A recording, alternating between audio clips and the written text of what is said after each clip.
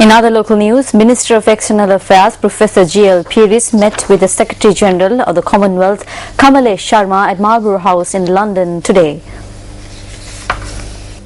A communique issued by the Ministry of External Affairs notes that the discussion was based on the arrangements that are underway for the Commonwealth Heads of Government meeting to be held in Sri Lanka later this year. The communique adds that Minister G.L. Pieris had briefed the Secretary General of the Commonwealth regarding the government's plans for 3 other major events on the sidelines of the summit. The communique also notes that Sri Lanka's High Commissioner to the UK, Dr. Chris Nonis, was also present at these discussions. In the meantime, UNP parliamentarian Ravi Karunanayake, who is engaged on a tour of Jaffna, expressed these views on the issues prevalent in the area. Behind us you could see the barbed wire fences. So you could see that we are in a high security zone area. We basically spoke, as it was protocol, that we speak to keep the armed forces informed and the police. And I must say that they were complimentary and they were helpful, and they said please go ahead and do certain things, because it's the people where the lands have been forcefully taken. They basically wanted us to come and have a look at it and address this issue. So that's why we are here. Unfortunately, when we come into the barracks that is there, which you could see that is barricaded, they say that there has been no instruction that have come. These are political implications that have been created. So all what we want to say is that this is the environment that the people of this area is living. As members of parliament are unable to proceed beyond this. So all we want to know is this the background that you are going to have election that is there. Channel Head of News First, Shevan Daniel, was selected as the Executive of the Year of the Capital Maharaja Organisation. The annual group review of the Capital Maharaja Organisation for 2012-2013 commenced this evening at the Founders Block of the Stein Studios in Ratmalana. All businesses are geared to bring 2013 and... Executives of the Capital Maharaja Group attended the event at the Founders Block of Stein Studios in Ratmalana. The highlight of the annual group review is the selection of Executive of the Year. 5 executives of the Capital Maharaja Group were nominated for the coveted award. I will leave experts at that. We have managed that for a long time and we'll continue to manage. So they were Channel Head of News First, Shevan Daniel, Channel Head of MTV Sports, Chandana Surya Bandara, General Manager of PE Plus, Sumit Kumara, Director Engineering MBC, DM Kolonne, and Manager Group IT, Buddhika Sena Sekara. What's the matter, guys? You still at it? Come on. This is not how it's done. The winner of the Executive of the Year is... Shevan Daniel.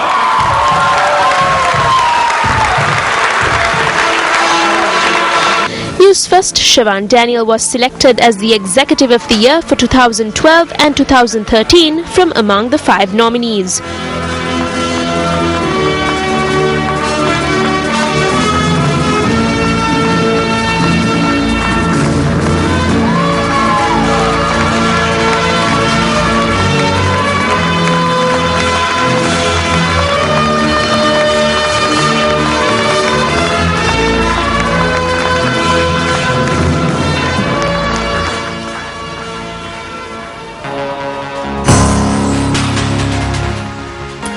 A man who built me, who nurtured me, who advised me, encouraged me, and picked me up whenever I was down.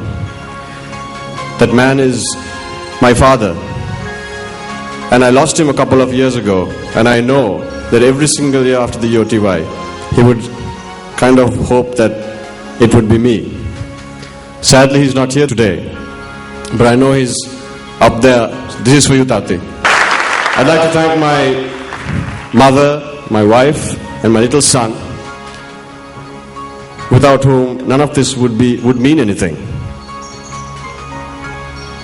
But there is one man whom I consider to be it's sort of like going to Harvard, Cambridge, Yale, Princeton, Stanford, all at once.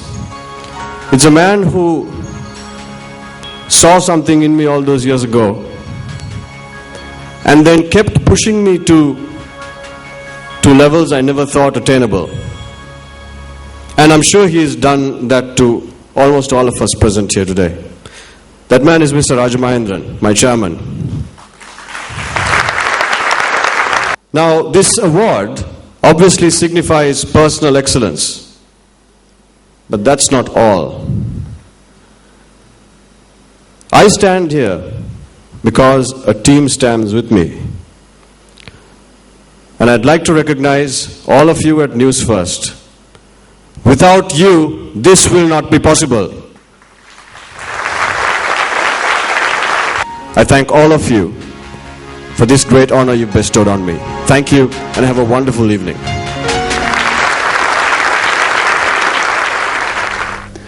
Mohammed Saji from Kathankudi filed this report for News First U Reporter today.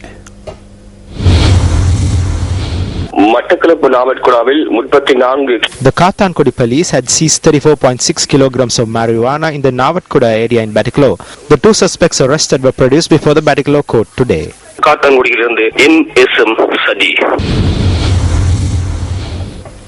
A group of rehabilitated ex-LTT cadres visited the south of the country for the first time today. On day one of their three-day visit, the group visited the parliamentary complex. The group was welcomed by the Minister of Rehabilitation and Prison Reforms, Chandasiri Gajadira. 316 rehabilitated ex-LTTE cadres took part in this tour under the North-South Mithuru program. The group comprises of 21 females and 350 males. I never thought that we would be taken to Parliament. We are grateful for this. This opportunity that we have made available has clearly made a predomination in their minds. We experienced a bond with the Sinhalese community during this visit. We believe that this would clear all misconceptions. After visiting the parliament, the group posed for a photograph. On day two of their visit, the group is scheduled to visit the Galle Fort after a journey on the Southern Expressway tomorrow.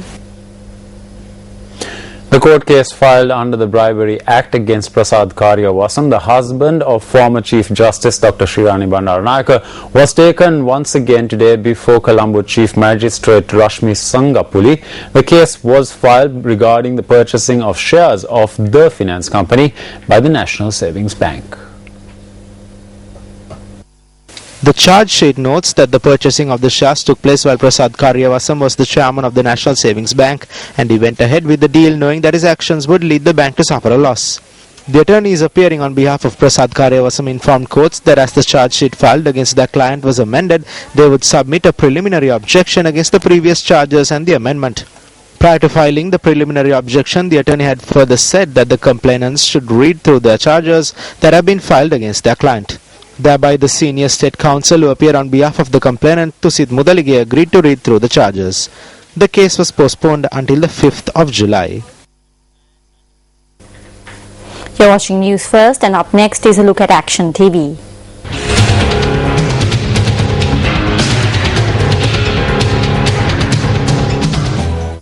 Thanks to these strong canal walls, there was a sufficient supply of water to the fields on the left bank of the Senanayaka Samudra in Ampara during the Yala season.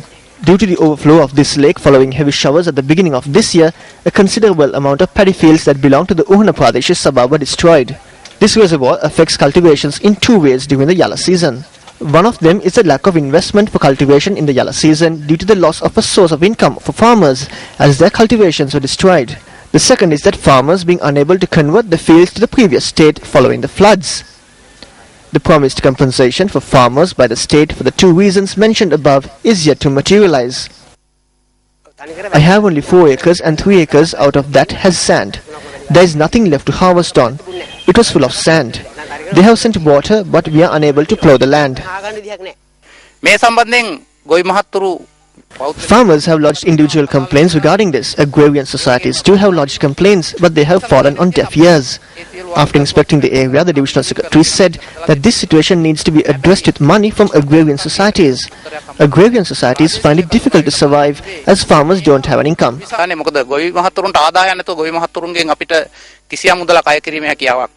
The message that the Department of Irrigation tries to convey by releasing water for the Yala season from the 10th of this month is that you may cultivate if possible. Accordingly, a few are now ploughing their fields in the midst of 2 other problems. They are yet to find means to meet the district's paddy seed demand. They have reduced the amount of paddy and the prices have increased. Are there plans to create an unpleasant tomorrow for these farmers by not providing compensation for the damages caused by floods, increasing the prices of fertilizer and not providing required paddy seeds? Minister of Agriculture, this one is over to you.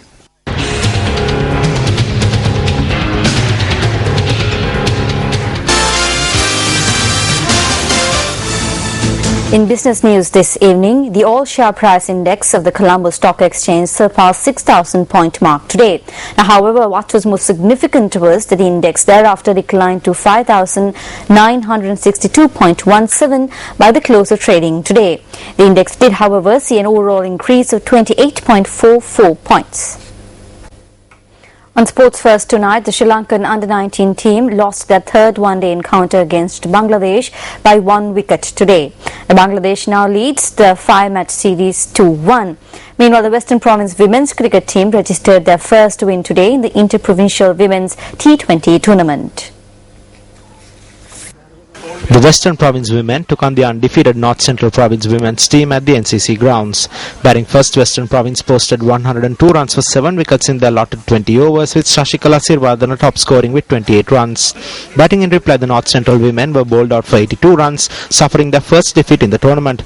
Shashikala Sirvardhana bagged 3 wickets for 6 runs, displaying all-round skills. Meanwhile, the Central Province women's team registered an 8-wicket win over the Combined Provinces team in another encounter. After restricting the Combined Province women to 87 for 9 in 20 overs, Central Province reached their target, losing 2 wickets. The North Central women's team are currently leading the points table, consisting of 5 teams, while Central Province is currently placed second. Following the conclusion of the group stages of the tournament, the top 4 teams will advance to the semi-finals. Well, that's a wrap from the News First team for tonight. I'm Arundhati Mudanayaka. And I'm Shen Silva. Have a great weekend ahead. Take care and good night.